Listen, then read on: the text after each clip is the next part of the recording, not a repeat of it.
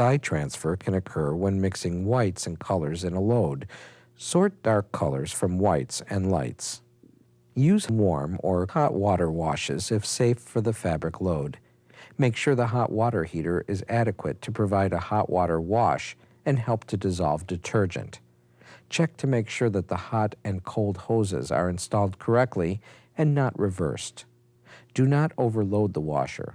The washer can be fully loaded but not tightly packed. The wash load must be balanced. Use the recommended amount of detergent according to the soil level, water temperature, and hardness of the water. Be sure to use the detergent dispenser when available, or add detergent prior to loading clothes. For extremely hard water, use a water conditioner or install a water softener. Follow manufacturer's label on the clothing for proper fabric care.